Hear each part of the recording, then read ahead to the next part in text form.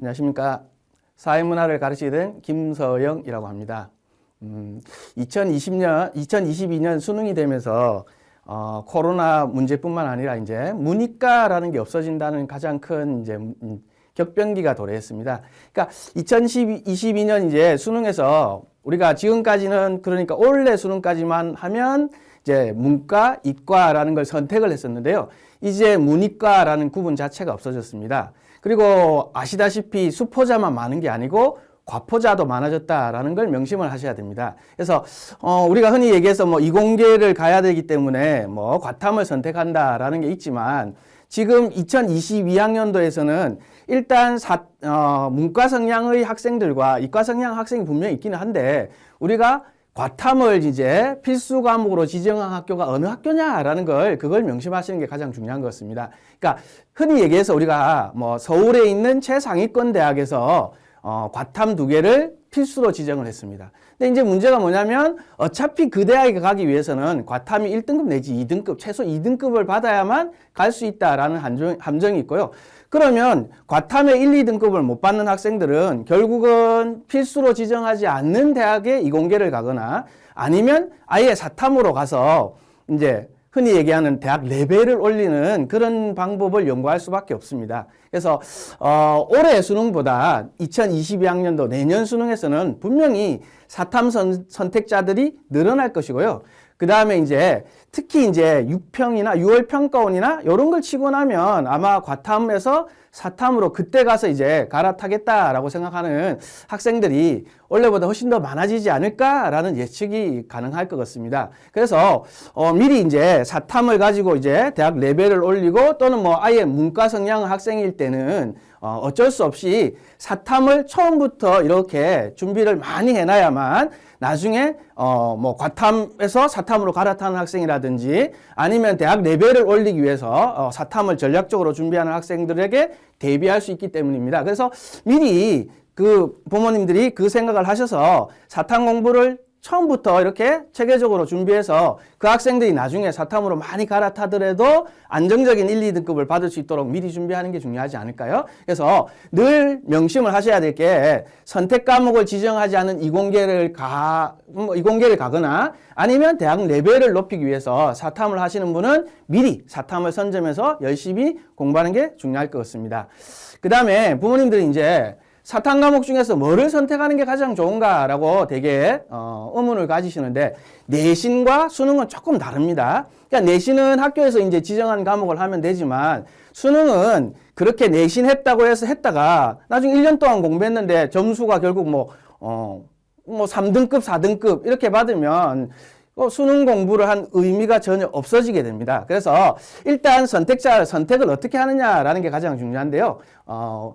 그러니까 묘하게도 학생들이 미리 알고 있어서 그렇게 수렴됐는지는 잘 모르겠지만 사탐 과목 메인 과목이 2개로 수렴이 되어버렸습니다. 그래서 생활과 윤리라는 과목과 사회문화라는 과목인데 올해 수능 기준으로 생활과 윤리는 사탐 선택자의 60%가 선택을 했고요.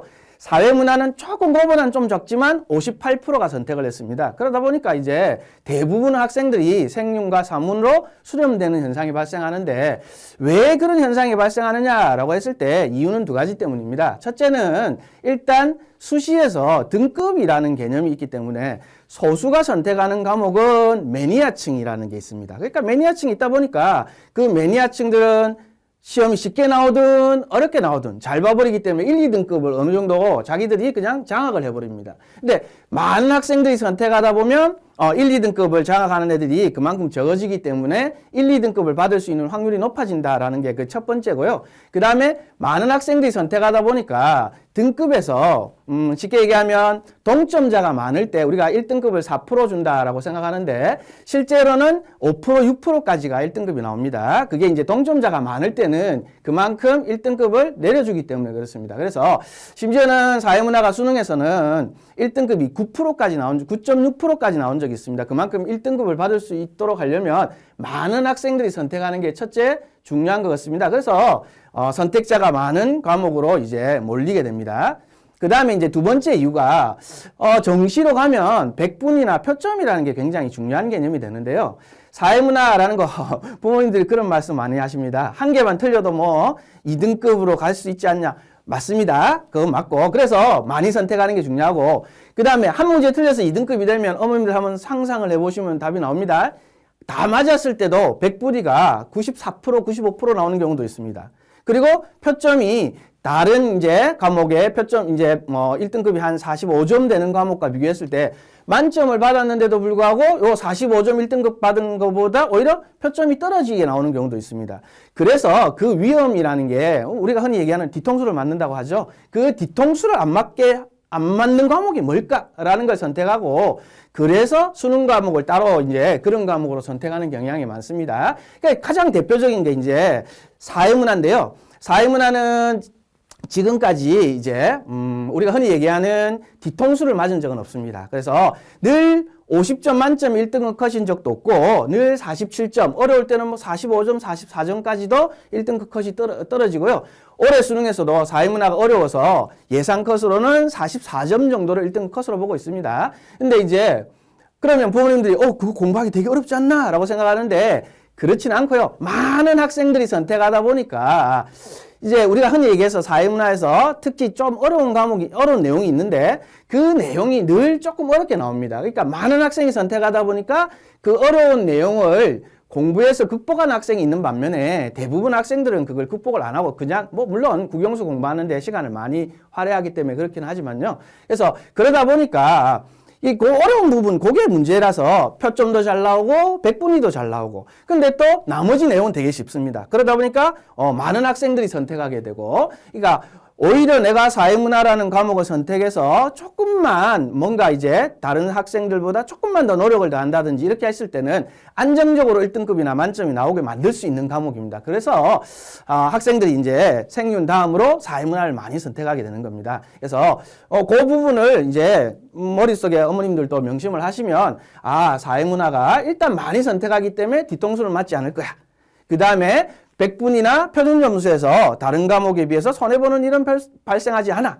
그리고 거기에다가 다른 과목을 못하더라도 내가 사회문화, 이게 공부를 해보면 막 어려워. 뭐 수학의 21번이나 30분처럼 또는 뭐 국어의 비문학의 과학지문처럼 그렇게 난이도가 엄청 높은 게 아닌데도 불구하고 애들이 다른 공부를 한다고 하다 보니까 이 어렵게 나오는 내용에 대해서 조금 소홀히 하다 보니까 1등급이 잘 안 나옵니다. 근데 거꾸로 얘기하면 그 부분에 대해서 내가 조금만 더 신경 쓰고 조금만 더 파놓으면 안정적으로 1등급이 나올 수 있는 과목이다라는 것 때문에 그래서 사회문화를 많이 선택합니다. 그래서 생윤하고 사회문화가 선택자가 가장 많다라는 거, 그리고 표점이나 백분위에서 손해를 보지 않는다라는 거, 그걸 유념하시면 될 것 같아요.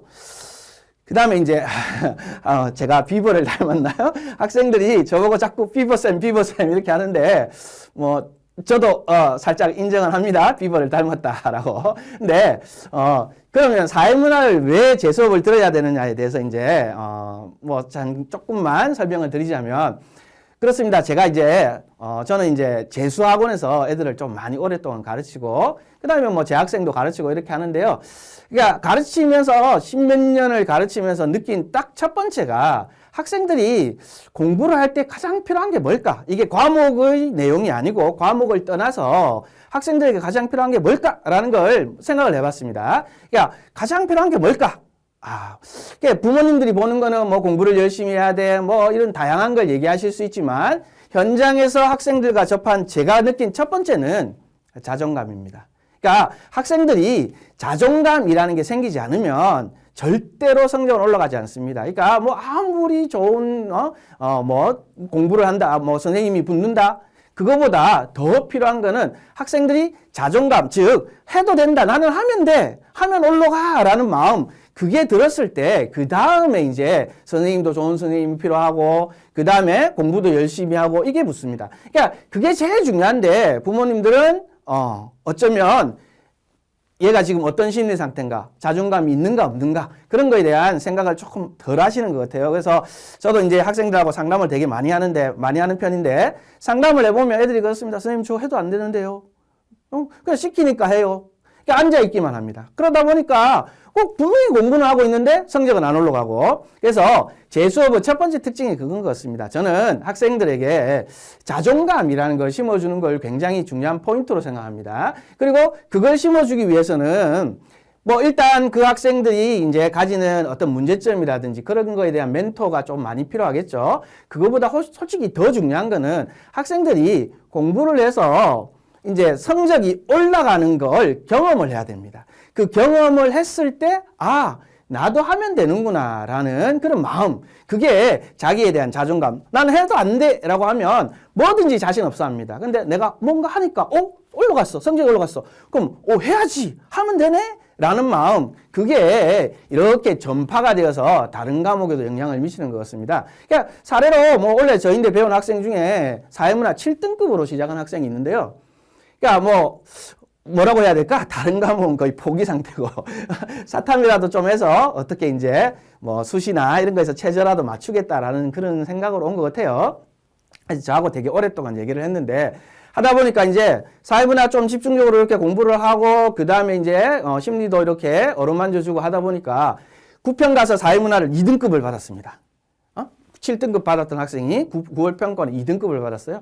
그러니까 얘가 이제 9평을 치고 나서 이제 저인데 하는 말이 선생님 이러면서 저도 그동안 한 번도 내가 뭔가 해서 이렇게 성적을 올려본 적이 없는데 하니까 되네요? 라는 말을 하더라고요. 그러면서 이제 선생님 저도 더 열심히 하면 이런 대학도 갈 수 있지 않을까요? 라는 질문을 저인데 하더라고요. 그래서 저도 속으로 되게 대견해 했는데 그게 제일 중요한 것 같습니다. 그래서 심지어 이 학생은 사회문화가 올라가니까요. 다른 과목도 선생님 저 하면 이제 좀 올릴 것 같아요. 라는 말을 하면서 다른 과목도 그냥 공부하는 게 아니고 이제 좀 더 열심히 공부하고 좀 더 집중적으로 공부하고 그래서 성적이 계속 10월 교육시험 갔을 때는 다른 과목도 막 3등급까지 치고 올라올 정도로 성적이 많이 향상이 됐습니다. 그래서 물론 수능도 그 학생은 되게 잘 봤습니다. 생각보다 훨씬 더 잘 봤고요. 그래서 그런 과정이라는 게 이제 출발점이라는 게 이 자존감인 것 같아요. 그래서 자존감, 학생들의 자존감을 올려주는 게 중요하고 그래서 어머님들이나 아버님들이 학생 이제 자녀들에게 얘기할 때 야단은 절대 치지 마시고 뭔가 조금이라도 좋아지면 그걸 칭찬하시고 그 다음에 좀 떨어지는 게 있으면 그걸 야단치니까 넌 공부했는데 왜 이래? 이게 아니고요. 하면 돼. 뭐 누구나 실수할 수 있어. 다시 하면 돼. 라고 이 한마디만 해줬을 때 그리고 거기에다가 선생님이 이제 하면 돼. 괜찮아 해. 라고 하면서 이렇게 자존감을 올려줬을 때 그 학생이 결국 그게 쌓이고 쌓여서 성적 향상이라는 게 굉장히 많이 된다라는 걸 아시면 되고요. 그래서 저 수업에서는 이 애들에게 멘토링을 해주면서 적절한 멘토링을 해주면서 자존감을 올려줄 수 있는 거 그런 것들을 되게 많이 언급하는 것 같습니다. 그게 제일 첫 번째 중요한 것 같습니다. 그 다음에 이제 두 번째 공부라는 건 그렇습니다. 애들이 저 입장에서는 제가 이제 사회문화 한 과목만 가르치기 때문에 왜 속으로는 이걸 왜 이걸 이렇게 가르쳐줬는데 왜 시험 성적에서 연결이 안 될까라는 의문을 저도 가끔 가집니다. 어머님들도 마찬가지시겠죠. 근데 입장을 바꿔놓고 학생 입장에서 생각해 보면 과목이 한두 과목이 아니고 많은 과목이 있습니다. 그러니까 그 많은 과목을 공부해야 되기 때문에 내가 수업을 듣고 알겠어. 오케이. 이제 할 것 같아. 라고 했는데 거기서 끝나면 다른 내용이 머릿속에 막 들어오기 때문에 알았던 내용이 사라져 버립니다. 그러다 보니까 정작 시험장에 가면 이거 왜 헷갈려. 이렇게 나오기 때문에 성적으로 이게 성적으로 전환이 돼야 되는데 성적이 전환은 안 되는 경우가 발생합니다. 근데 그걸 학생들이 근데 그냥 공부만 열심히 해라고 얘기한다고 학생들이 과연 할까요? 다른 것도 해야 되는데 그래서 성적을 올리기 위한 두 번째가 끊임없는 피드백을 해야 됩니다. 그러니까 자꾸 뭔가를 시키고 뭔가를 시키면 애들은 그 시간에는 뭔가 시키는 그 시간에는 자기가 또 복습을 하게 되고 머릿속에 이제 다시 순환, 되새김질을 하게 되기 때문에 이게 나중에 시간이 지났을 때 오랫동안 기억에 남도록 만드는 방법은 피드백밖에 없습니다. 그래서 끊임없이 그래서 저는 수업 시간 하기 전에도 피드백을 하고 수업이 끝나는 마무리 시간에도 배운 내용에 대해서 피드백을 하고 그 다음에 숙제를 테스트해서 또 피드백을 하고 끊임없이 피드백을 합니다. 이렇게 끊임없이 특히 사탐 과목이라는 것 자체가 다른 과목에 비해서 소홀히 하기 쉬운 과목이기 때문에 끊임없이 피드백을 하지 않으면 성적이 올라갈 수가 없습니다. 그래서 제 수업은 끊임없이 피드백을 하는 수업입니다. 그다음에 이제 세 번째. 중요한 거는 이 질의응답인 것 같습니다. 그러니까, 우리가 뭐, 인강이나 이런 강의하고 가장 결정적인 차이점이 여기에 있지 않을까요? 그러니까 내가 모르는 내용을 다른 학생들은 알 수도 있고 다른 학생이 모르는 내용을 내가 알 수도 있습니다. 그러니까 수업은 전반적으로 이렇게 수업을 진행하지만 결국은 내가 수업을 이렇게 듣다 보면 나 이 부분이 잘 연결이 안 돼. 라고 생각하는 부분이 있는데 그 부분을 애들이 이제 질의응답 시간이 없다 보니까 그냥 넘어갑니다. 그냥 넘어가면 결국 수능에서 정말 묘하게도 그 부분이 나옵니다. 그러다 보니까 애들이 공부 열심히 했는데 한 개 틀리고 두 개 틀리고 세 개 틀리고 아시다시피 사탐에서 세 개 틀리면 3등급으로 떨어질 수밖에 없습니다. 그러니까 1년 동안 열심히 공부하고 결국은 3등급 받아옵니다. 그래서 정말 내가 모르는 부분이 뭔지 그걸 이제 알아내는 게 중요하고 그 알아내는 거는 학생들이 나인데 질문하는 것도 중요하지만 거꾸로 제가 학생에게 질문했을 때 그 학생이 그 응답을 할 수 있느냐라는 거 알아내는 거. 그러니까 질의응답이 꼭 학생이 선생님에게 질문한다가 아니고 선생이 개인 학생에게 질문하는 그런 질의응답도 필요합니다. 그래서 저는 학생이 질문하는 것도 있지만 제가 불러서 이렇게 거꾸로 질문했을 때 얘가 제대로 이 학생이 제대로 그 부분을 나인데 설명해 줄 수 있느냐라는 걸 체크합니다. 그래서 안 되는구나. 그러면 시험에서 반드시 틀리게 돼 있습니다. 그걸 이제 체크해 주는 게 제 수업의 세 번째 특징인 것 같습니다. 그 다음에 마지막으로 이제 최근 사회문화라는 것 자체가 내용 안다? 그럼 점수로 연결돼? 이게 아니고요. 문제가 막 독특한 문제들이 막 나옵니다. 그래서 뭐 심지어는 그냥 옳은 거 골라 이게 아니고 진위 여부 판단할 수 있는 거 골라 뭐 이렇게 냅니다. 이게 말이 다르거든요. 그러니까 애들은 그냥 옳은 거 골라에 익숙해지다 보니까 그냥 풉니다. 근데 진위 여부라고 하면 위도 답이 되기 때문에 확실하게 O이거나 확실하게 X가 모두 답이 돼야 됩니다. 근데 학생들은 O만 답을 하고 X는 답을 안 합니다. 그러다 보니까 나중에 다 풀었는데 왜 틀렸지?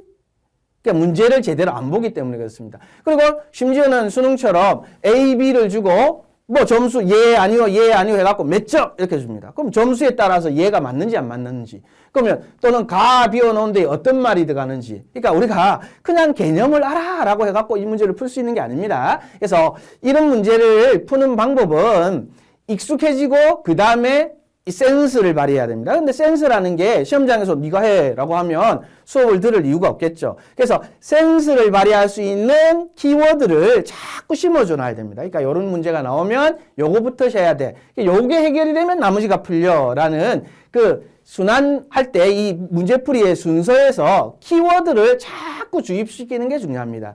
그러면 애들이 비슷한 내용이 이제 유형이 비슷하게 나왔을 때, 나 이거부터 해서 요렇게 풀어가야지라는 거. 그러니까 내용이 아니라 문제풀이의 방향입니다. 그 방향을 끊임없이 학생들에게 이렇게 가르쳐주고 주입시키는 게 중요합니다. 그래서, 그런 말을 하더라고요. 문제풀이 그냥 풀면은 시간도 많이 걸리고, 어차피 시간 안에 해내야 되는데, 시간도 많이 걸리고 잘 안 되는데, 그 풀이 방법을 딱 알면 남들이 2, 3분 걸릴 문제는 나는 30초나 1분 만에 끝낼 수 있으니까 결국 시간 싸움에서 이기게 되고요. 그게 나중에 수능에서 결국 1등급이나 2등급을 가르는 기준선으로 작용해버립니다. 그래서 그냥 내용을 가르치는 건 의미가 없고 자꾸 이제 어떻게 풀어야 되고 요즘 경향이 어떻고 그래서 거기에 맞게 즉 신경량 문제나 킬링 문제겠죠. 요거에 익숙하도록 만드는 게 가장 중요한 것 같습니다. 그래서 저는 수업 시간에 늘 이런 신경량 문제에 익숙해질 수 있도록 연습을 트레이닝을 자꾸 좀 하드 트레이닝을 시켜야 됩니다.